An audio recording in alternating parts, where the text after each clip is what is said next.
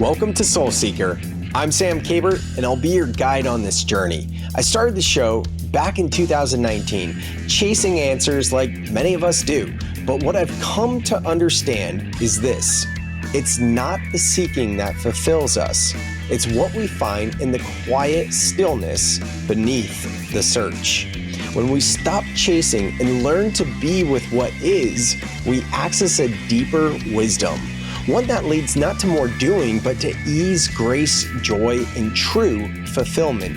My mission with this podcast is to help high performers just like yourself to regulate your nervous system, reprogram subconscious patterns, and embody emotional freedom so you can lead with clarity, resilience, and alignment. Welcome to Soul Seeker.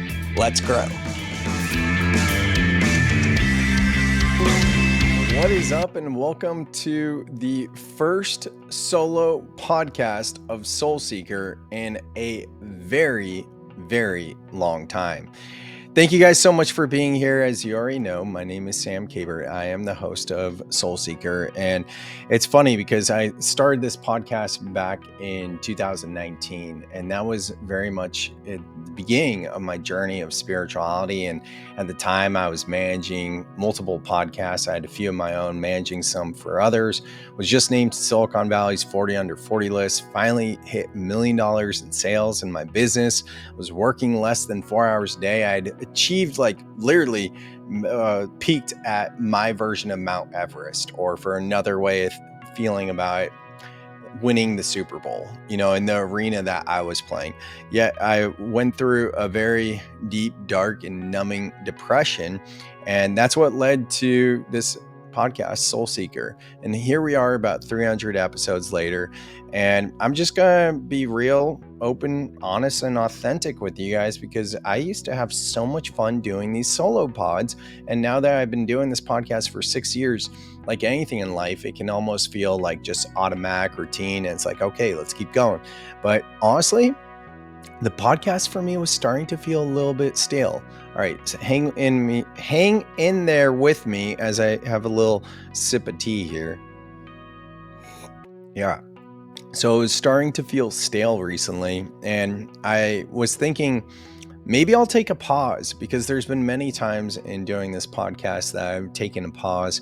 And what I decided and what I landed on was like, how about instead of bringing on guests every single week, I do more of these solo pods, because I really enjoy doing these solo pods and connecting with you all, and not just sharing what's going on in my life personally, but also sharing some of the tools that I have to share. Because when I started this podcast, I had zero tools.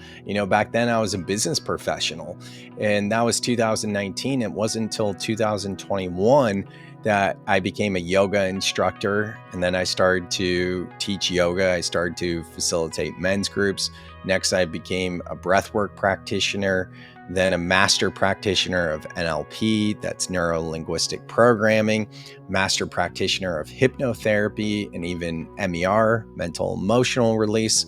And really, as I look back, it's funny because I felt back in 2019, like this was before the pandemic, but I felt like if the world was coming to an end and I were to just live in a village per se, I would have nothing of value to contribute to that society. That's how I felt. It was a limiting belief. It wasn't necessarily true. I mean, I've always been such a good cook. At least I think so. And I mean, I have done some hunting in my life, and I could for sure do that. But I think for more like a bigger, I've always seen myself as a leader. And if there was a more communal village, it's like, where would I plug and play myself? And that was hard for me to sit with. And I just realized recently, like, oh my God, oh wow, like I've come so far in these past 6 years, and I don't mean chasing certificates, because it's one thing to just chase certificates and not do anything with them. Like, I'm actually transforming people's lives with these certificates that I just mentioned earlier, and I'm just proud of myself. So I'm going to take that moment to be proud of myself now, and I'm also going to slow down and drink my tea as needed, because I'm just coming off of being sick. Yeah, thanks for bearing with me here.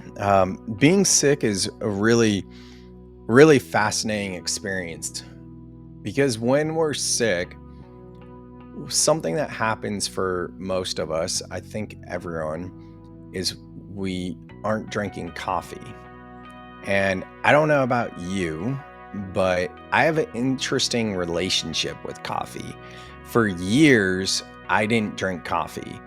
I don't know what shift in recent years where I became a coffee drinker, like in a ritualistic everyday coffee drinker. But back in, say, 2012 to 15, at least that 3 year stretch, I remember drinking, and at the time, 2012 to 2015, give or take, that time period, I was, let's see, that was 13 years. I was in my early to mid 20s, let's just call it that. So I remember, those Saturday and Sunday brunches after a night of drinking. I'm talking about those Saturday, Sunday brunches when you're in your 20s, or maybe in your 30s, maybe earlier, but when you're hungover and you're going to the diner or the local restaurant. We don't really have diners out here in Silicon Valley in the Bay Area, but there I go, showing my New Jersey roots using a word like diner. But those, they do feel like diners, those breakfast joints. And that would be one of the few times that I would drink coffee. Like on the weekend when we would go out and be like, okay, I'd have coffee. But even back then in 2012, before I was into mindfulness or spirituality, anything like that, I was huge into kombucha. I remember this one time going to Safeway, it's a grocery store, and seeing the GT's kombucha. This is back in 2012. This is before most people knew what kombucha was, despite being a major chain grocery store. And I remember looking at it, and I've always been kind of like, not kind of, I've always been into health and been into like weird stuff. And I looked at the bottle.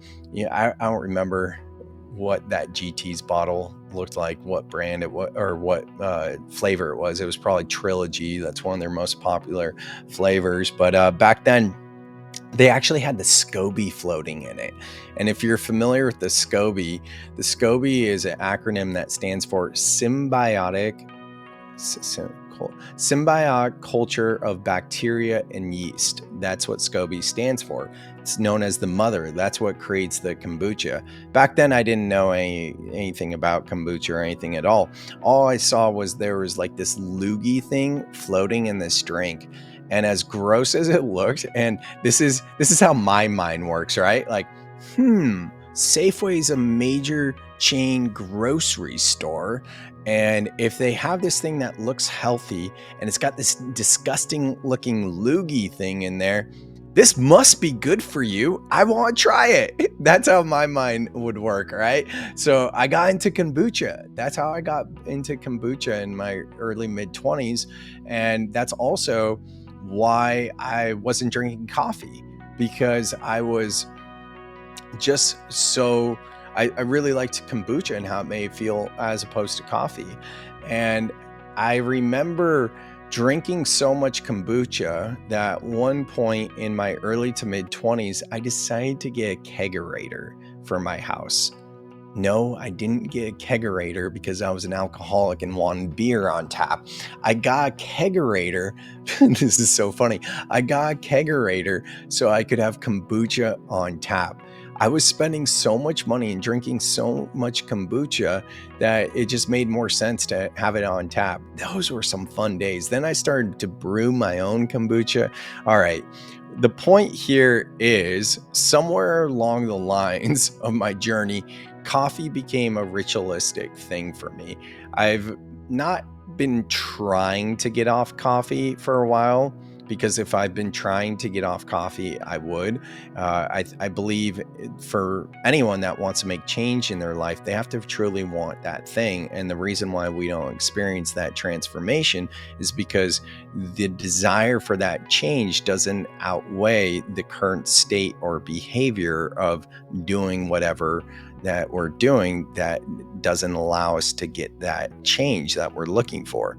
So in examining that towards coffee, I've always looked at like, oh, coffee would be it would be nice to get off of coffee, as opposed to like really desiring to get off of it. Having said all that, having just been sick for about a week, not drinking coffee, oh my God, it feels so much better to not drink coffee.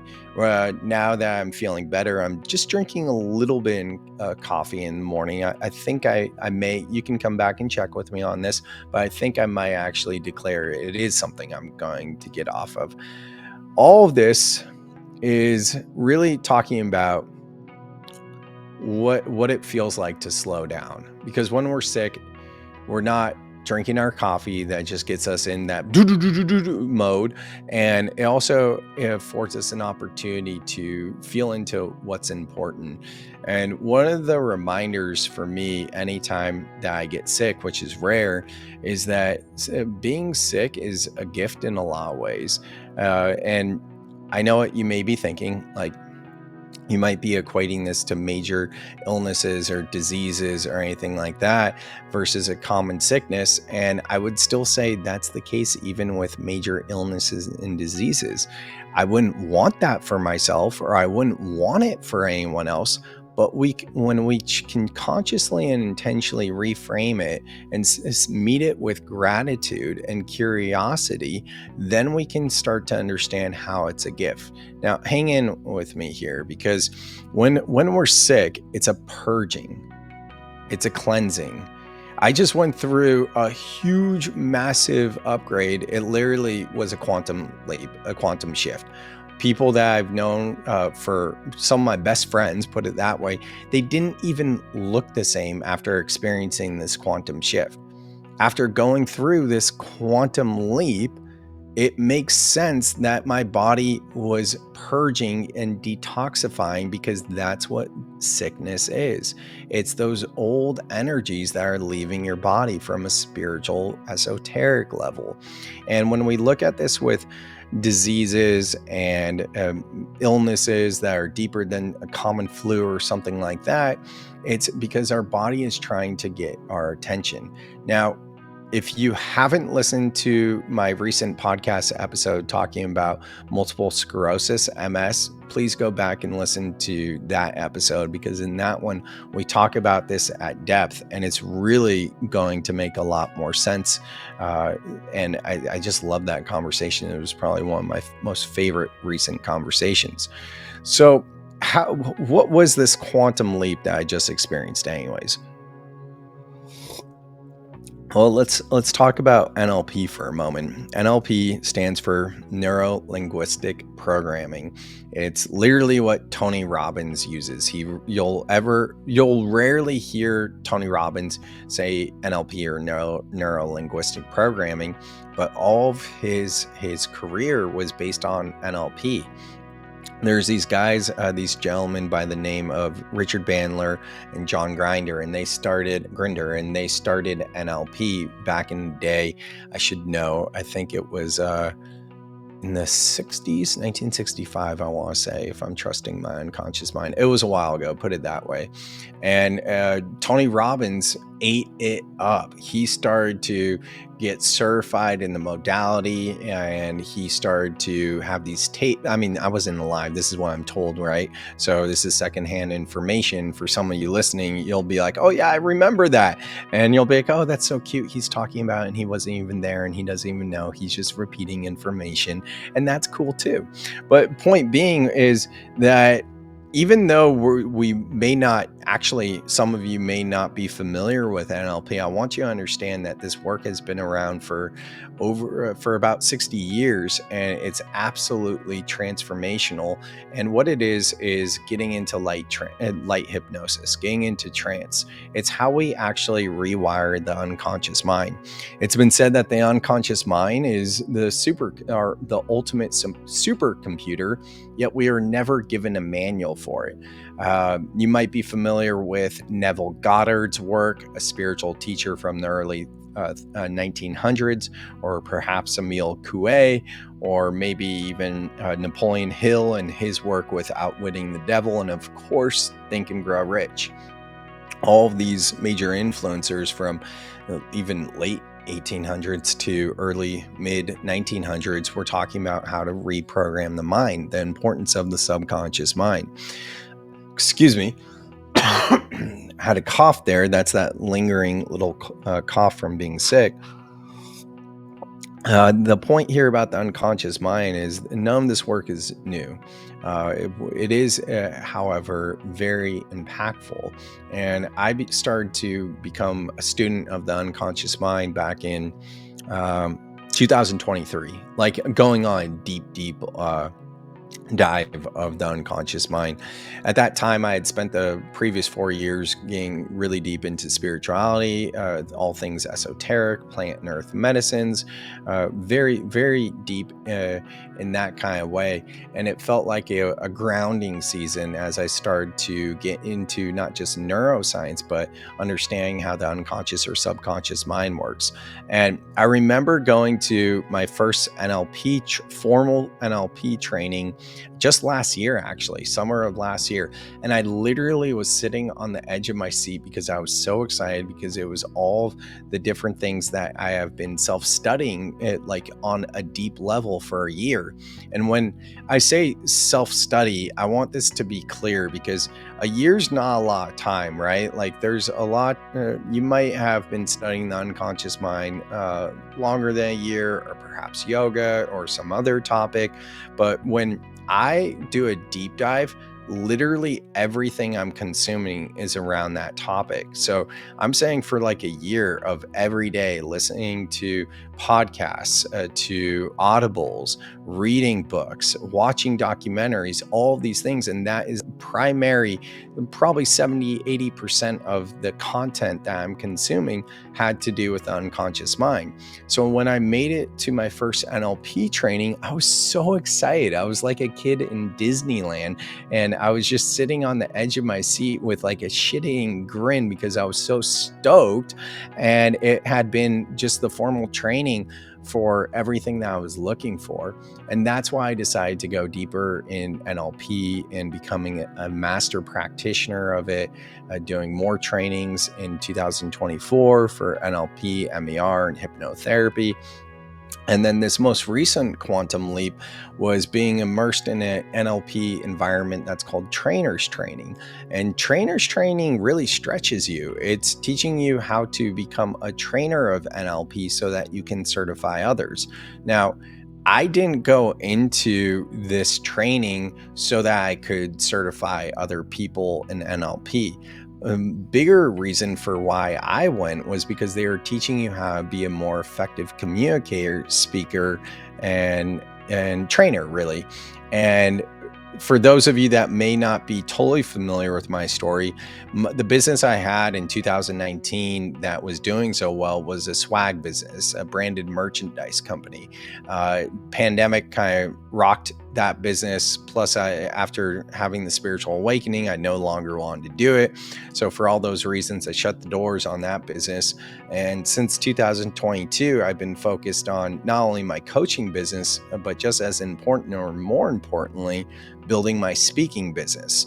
And in speaking, I mean going to conferences and leading presentations, keynote presentations. And it's not rah-rah inspirational. It's actually giving people tangible tools. And before my formal training in the unconscious mind, I was focusing more on nervous system regulation through breath work. Now that I'm so well versed in the unconscious, I'm stacking unconscious reprogramming with nervous system regulation. And I'm so stoked on that because when I look out in the field or my peers and colleagues and I see what's there, I see people either focusing on mental health or emotional health. And let me drink a little bit of tea here. The truth is, we need both mental and emotional health. Science teaches that anytime we have a thought, that thought gets sent to our body and that creates a feeling.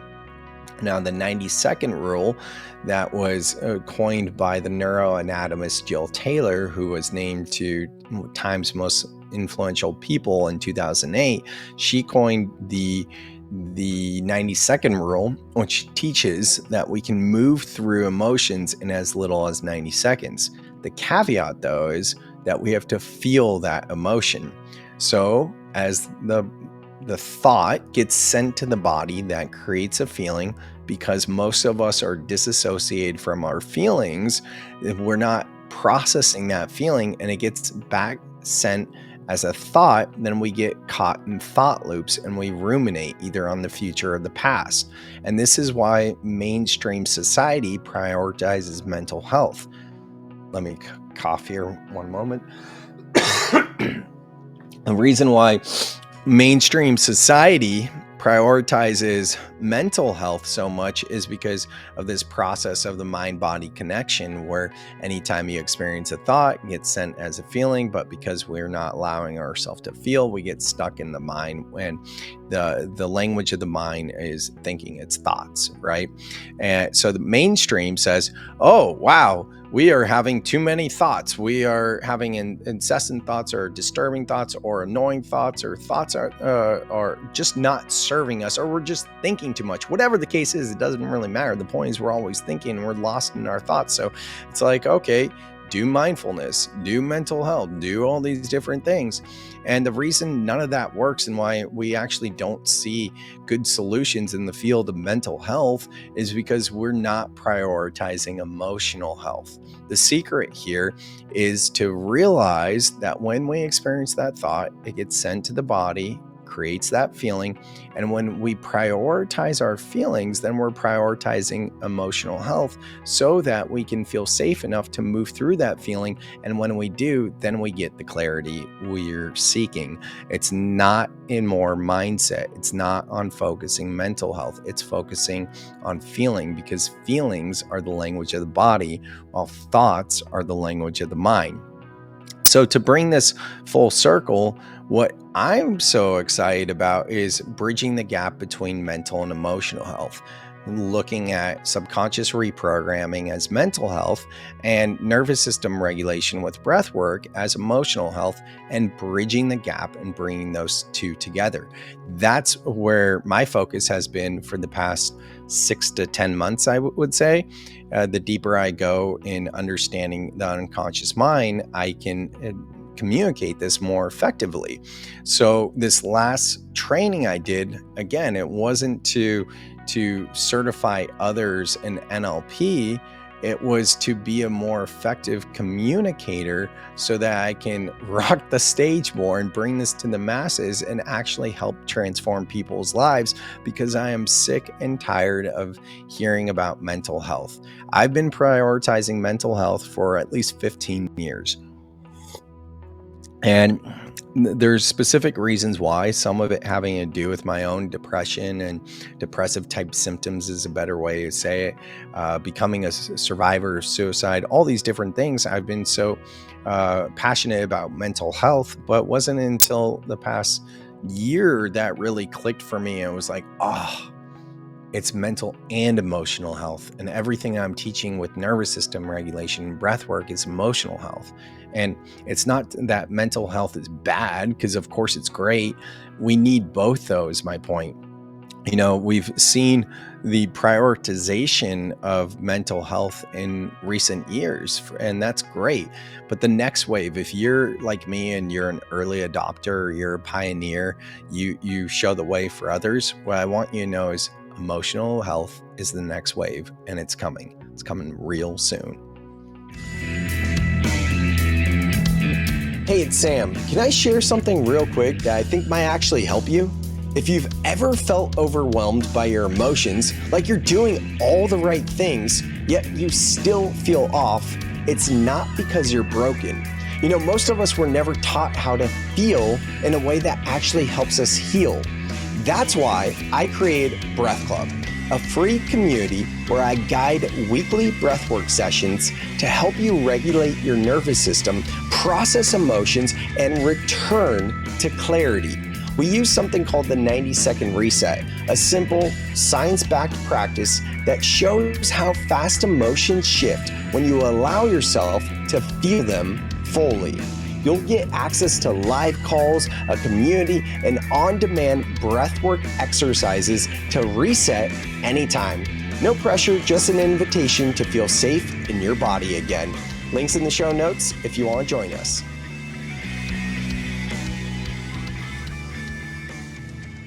So let me take a quick little cough and a sip of tea here.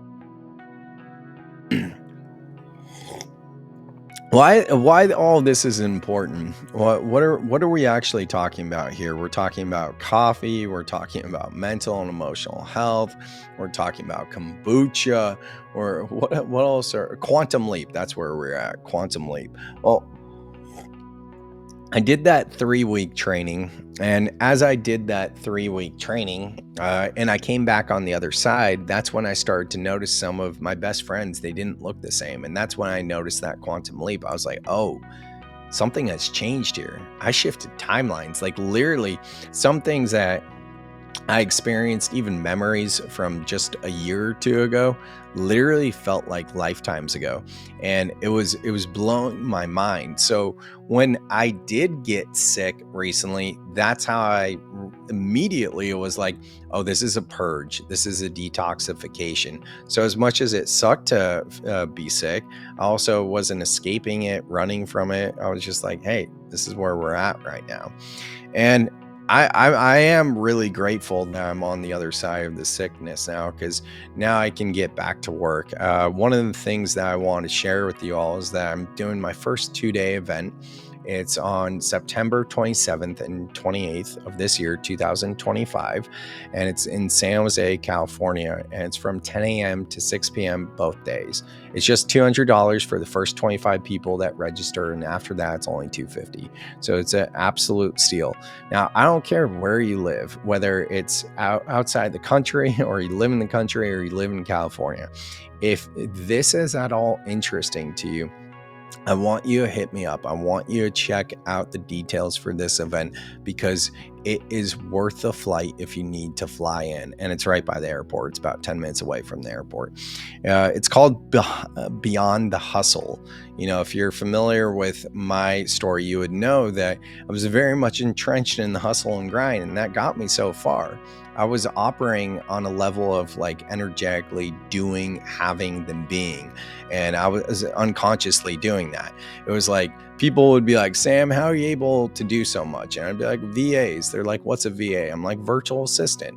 And that's how I was able to leverage multiple brands, businesses, and projects while working less than 4 hours a day and clearing over $1 million in sales in my business. It was because I was fantastic at doing. And then after I would do something, then I would have that result. And then I finally had time to be, and I was like, damn, who the heck am I?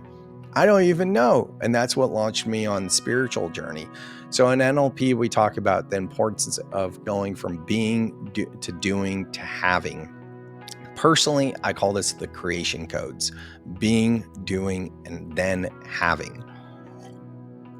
Now, as you hear me talk about this, I want you to just connect with all the times in your life that you approached a goal.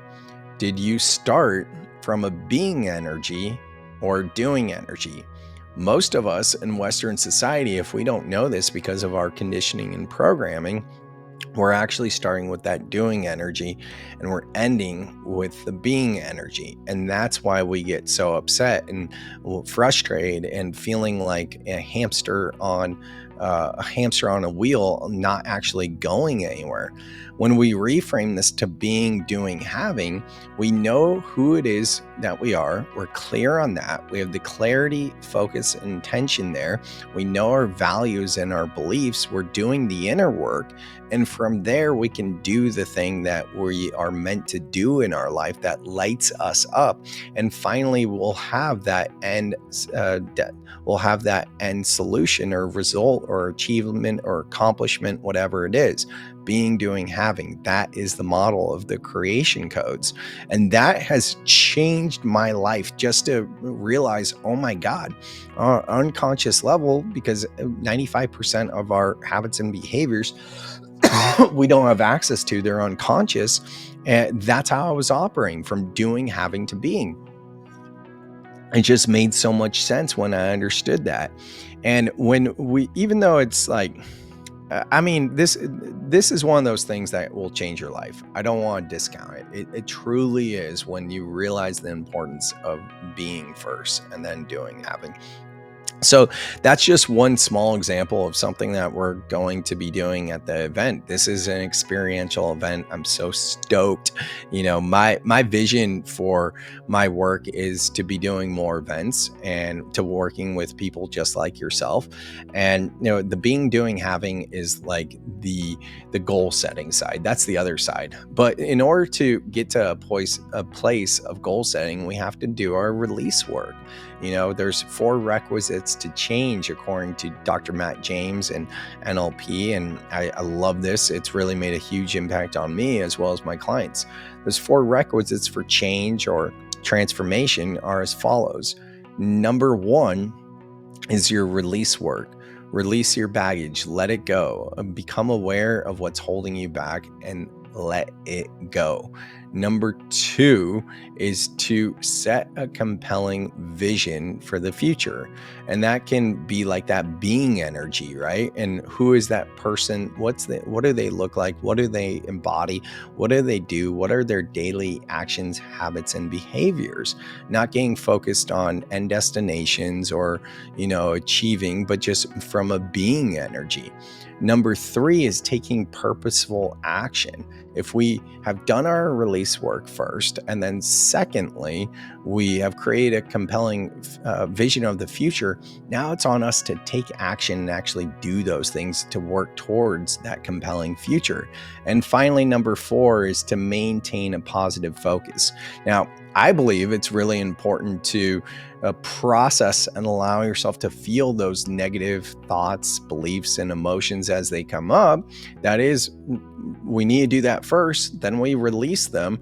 And then at that point, we access maintaining a positive focus. We've earned the right to invoke the power of positive thinking because we've done our shadow work. So the 4 requisites for transformation, write this down. It's going to change your life. Number 1, release work. Number 2, create a compelling vision of the future. Number 3, take purposeful action. And number 4, maintain a positive focus. All of this are different type of things that we're going to be getting into in the event. And the release work is so profound. I'm going to mix in my background with nervous system regulation, with breath work, combined with stacking that with subconscious reprogramming. We're going to totally eliminate all of the 6 major negative beliefs. We're going to vanish them. And if you want to learn more about that, I can do a whole separate podcast talking about that. It's really fascinating work. Pause. You're holding your breath again, aren't you? Most high performers don't need more doing. They need a nervous system reset. I'm Sam Kabert, and I'm a keynote speaker and nervous system coach, helping people just like yourself to reset from burnout and return to clarity. I've worked with organizations and audiences ready to move beyond burnout and into embodying clarity. My keynotes blend storytelling, subconscious reprogramming, and live breathwork experiences that get people out of their heads and back into their lives. If you're planning a conference, retreat, or leadership event and want something that doesn't just inspire, but actually transforms, head to the link in the show notes. Let's make your next event unforgettable.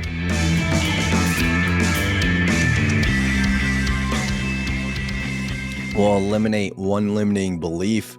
I'll teach you a framework for anxiety so that you'll no longer experience anxiety. In fact, anytime that you feel like you might be feeling anxious, you'll have this tool that you can use so that you can knock out that anxiety in less than 90 seconds.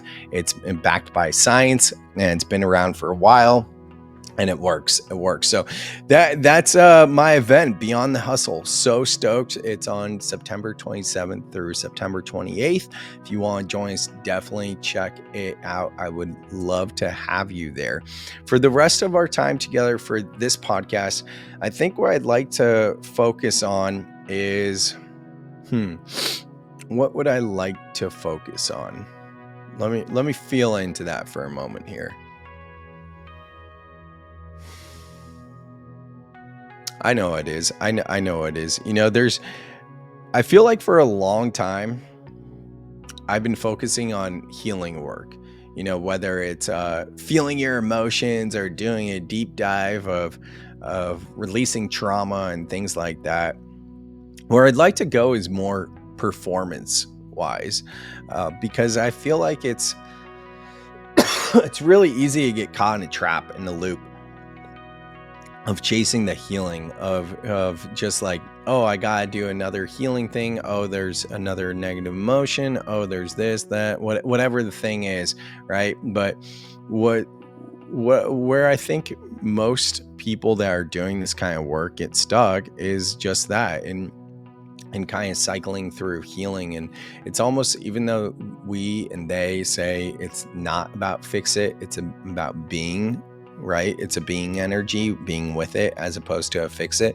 The fact that there's almost this addiction to the healing work makes it more of a fix it energy than a being energy. And where I'm currently in my life is I'm working on performance, y'all. Like, more than anything else, I want to feel great day to day. I want to feel great moment to moment. And what's really funny is just looking at breath work. Like, what got me into breath work, releasing trauma, and things like that, being reconnected to this human experience, having an experience of a breath work journey where I literally felt reborn, all of its feeling and healing, right? And recently, a few months ago, I heard Steph Curry, one of the best NBA players of all time, he's going to go down as one of the best basketball players of all time. And I heard him say in an interview, when he was asked, what's the number one overlooked skill that you attribute to your success? That was the question. What's the number one skill that's often overlooked that you attribute to your success? And he said, honestly, breathing. What's fascinating about this is Steph can lower his heart rate from 150 beats per minute to just 80 beats per minute in as little as 90 seconds. Now, for context, what Steph can do in a minute and a half, lowering his heart rate from 150 beats per minute to 80, it would take other players in the league 5 minutes to do. People on his level, his caliber, right? And the reason why I bring that up is because that's a perfect illustration of how we can utilize breath work for stamina, endurance, performance, and when I know that you know this, when you are exercising consistently and when you're eating healthy, it's the best thing for your mental and emotional health. Like, we could do all the healing work and all these different modalities, breath work and subconscious reprogramming and all these different things. But if you feel good in your body because you're working out physically and you're eating healthy, everything else just clicks. Even your breath work becomes better. Your intuition is heightened, so you have a greater connection to your unconscious mind, because all it is connecting with your unconscious mind is building your intuition.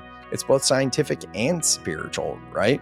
So what's that's kind of where I'm at right now, focusing on performance, focusing on getting my workout sessions, my lift sessions in. It's light lifting. I'm not trying to become a bodybuilder. I don't like being sore or anything like that, but just getting in my body, working on lean muscle, swimming, surfing, eating healthy, And we're working with breath work to increase my stamina and endurance, specifically for surfing. Because when I'm paddling out past those waves, like when there's big waves breaking, it is a struggle to get out there. It's like, but when I'm utilizing my breath for performance, all of a sudden I feel stronger and I can breathe with ease. So that's kind of where I'm at with all of this, focusing on performance more than anything else. But I want to hear from you guys. Every now and then I hear from you guys, but I'd love to hear from you more. Like, where are you at on your journey? Where do you need the most support? What is lighting you up? What are you most excited about?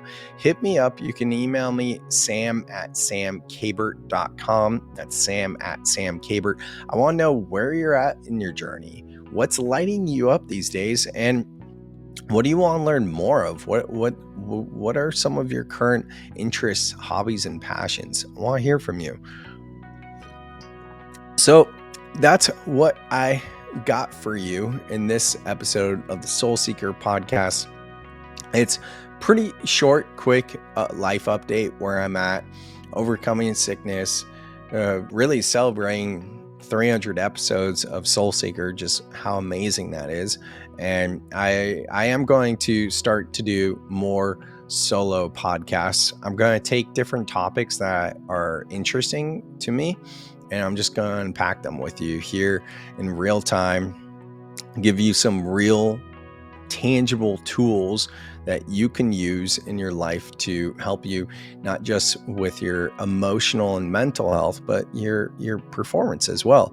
One of the things I was playing with recently, just titles and labels. Like, I don't get tied to titles and labels too much, but I was just thinking, like, with all the work that I've been doing and all the work that I do, like, what am I? Like, what do I do when someone asks, right? And what I landed on was a neuro performance coach. It's really about getting our mental and emotional health in order, both through neuroscience, NLP, nervous system regulation with breath work. And when I put it all together, that's why I landed on. I was like, well, a majority of what I teach is really back to neuroscience. I'm really into neuroscience and I'm really into performance. So that's what I'm calling myself these days, a neuro performance coach, which I kind of like the ring to it. I want to hear from you though. Let me know what you think. And with that, we'll close out this episode of the Soul Seeker podcast. I appreciate you being here, and we'll see you again real soon. And if you're new to the pod, make sure you leave a 5-star rating and review. It just helps other people discover the podcast so that they can learn and get value from it, just like how you are. Have a great day. I'll talk with you real soon. Thank you so much for listening to the very end. I hope you dug this podcast just as much as I enjoyed it. If you got anything at all, please, if you could just do me a favor and leave a 5-star review wherever you listen to this podcast, it helps the show grow. So thank you for considering to leave a review. If you want to go deeper with Soltara or Elan, you can find the links to connect with them in the show notes. And if you want to work with me, the best way to work with me, the easiest way to work with me is the free way, and that's by joining the Breath Club. The link to the Breath Club is in the show notes. And also know that I'm available for one-on-one support, that is coaching and guidance, as well as keynotes and breathwork journeys for conferences and events. Thank you so much, and I will see you on the next episode of The Soul Seeker.